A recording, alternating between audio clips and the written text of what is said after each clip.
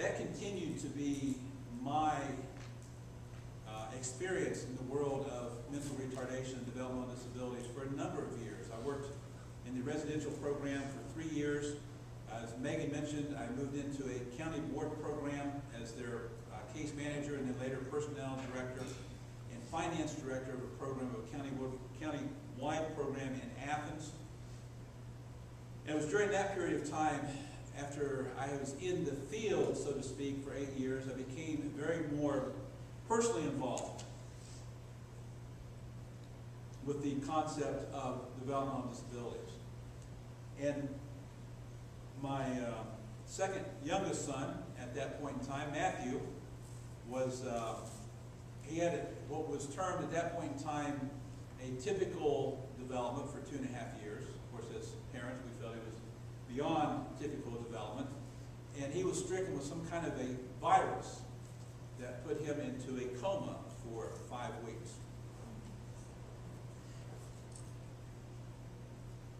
Those terms started becoming very personal to me and to my family. And those concepts became very real to us. No longer just in a clinical sense, or no longer just working with individuals with retardation or with developmental disabilities, but it became something that we began to live. And as Matthew came out of the coma, he had lost all functioning ability that he previously had. Matthew, in addition to losing his speech and losing his ability to talk, losing his ability to walk, he also, as a result of the virus, lost his vision. And while we could accept the term visual impairment to describe the disability that he had, one of the things that we refused to accept as a family was the labeling of mental retardation. And although clinically Matthew would fit into that category of mental retardation, and although I've worked with lots of individuals with mental retardation, lots of individuals who were termed and classified clinically and medically as retarded, it had become such a negative term in that period of time that we refused to use that term to describe Matthew as being retarded, or be labeled by others in clinics or doctors as being mentally retarded. And it was something that, again, although it was widely accepted, and it was certainly a friendly term in the sense of those of us that worked in the field, it was not a term that was acceptable from a personal standpoint or from a society.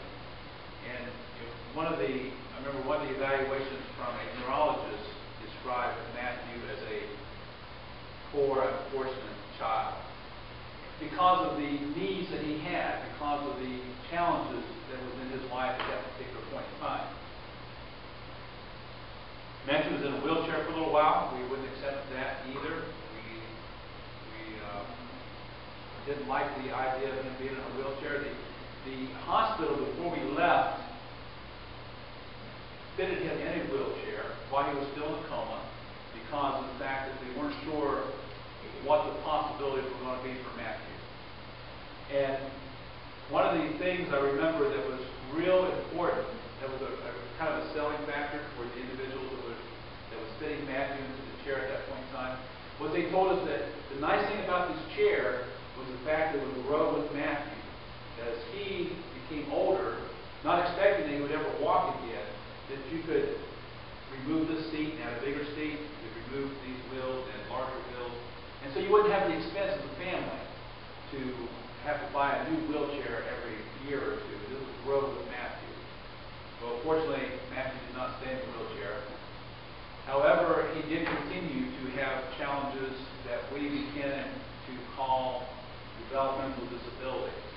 We were accepting of the term of developmental delays, but was never accepting of the term mental retardation for someone that is retarded.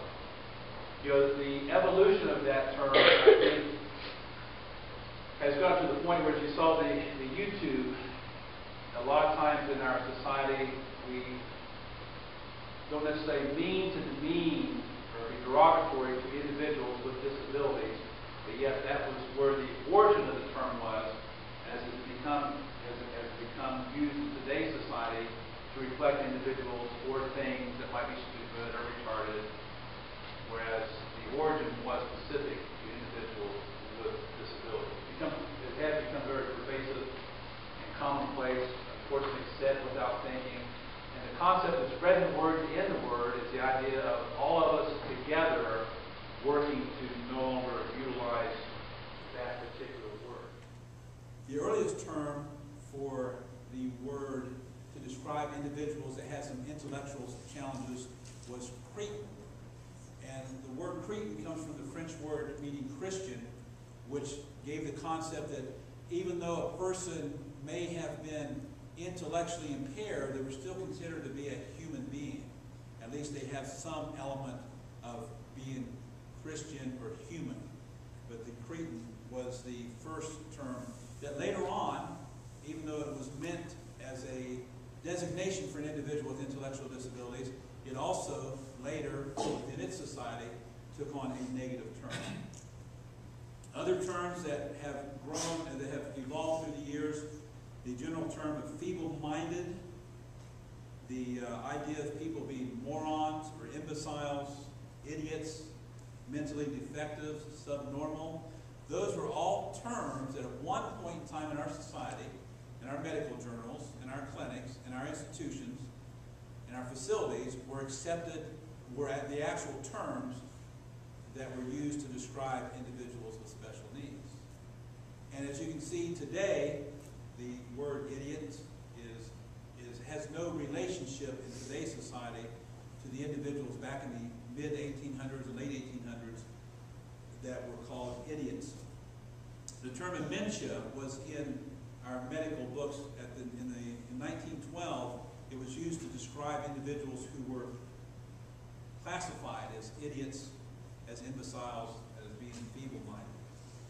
And again, today, those people that were then described as idiots, when you talk about people being idiots today, there is no relationship to that term with individuals with intellectual disabilities. It has become a term much in the same sense that retarded has become in our society today. The concept of mentally retarded became the new term in the 1940s to describe individuals with intellectual disabilities and delays.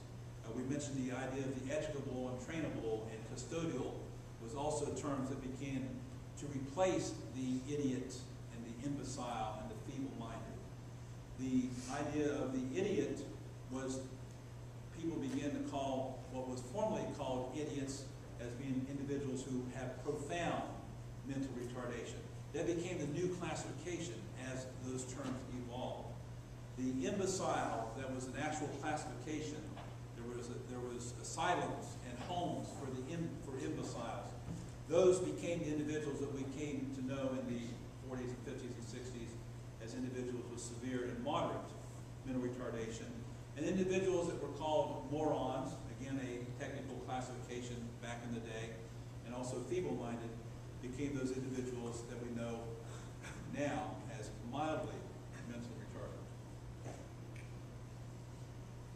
The stigma continued to develop through the years until the point in time in the 70s, we started to evolve into a new term, developmental disabilities, developmentally delayed.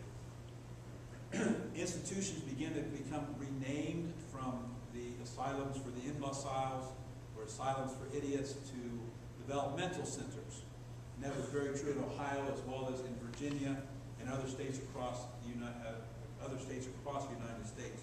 We begin to talk about people being higher functioning and lower functioning as opposed to being classified with being mildly retarded or severely or profoundly retarded. The term, the definition of mental retardation has changed 9 to 10 times in the last 100 years. We saw the evolution of organizations change their names because of a sensitivity to the R word. Back in the 50s, when the National Association for Retarded Children was established, again, the word retardation was okay to use in those days. They later changed it because it became encompassing of not just children, or not just children, but all citizens, as the National Association for Retarded Citizens. And then in 1981, they became known as the Association for Retarded Citizens, or the ARC. And then it was because of the sensitivity to the word retardation that in 1991, 1992, they changed their name to the ARC. Although the ARC, if you were back in those days, you knew it really meant the Association for Retarded Citizens. And they did at that time receive quite a bit of grief about leaving the letters ARC in their name because people knew it to mean retardation. Today, they're just known as the ARC.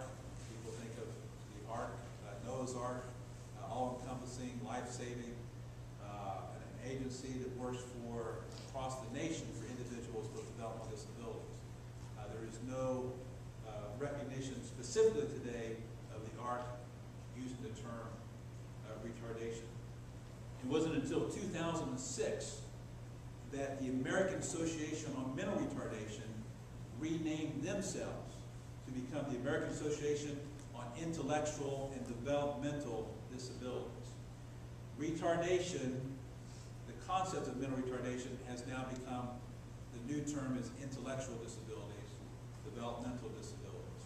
And so there is a ongoing recognition of changing the terms that we use today to get away from the concept of retardation. Going back to the concept of the evolution of the name and what it meant many, many years ago, there were almshouses opened up in New York for people who was classified as lunatics, idiots, and epileptics. Those were not terms used then to make fun of people. The epileptics were individuals that had uncontrollable seizures or seizures that were going on that folks didn't know what was going on. They were called epileptics. It was not a demeaning term. Idiots was not a demeaning term. Lunatics was not a demeaning term as it is today.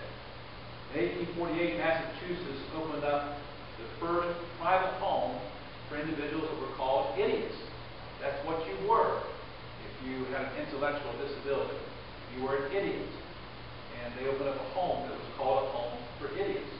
In 1878, the New York State Asylum was opened up for feeble-minded women. Now, many men might think there should still be homes for those folks. But that is not a classification that we use today.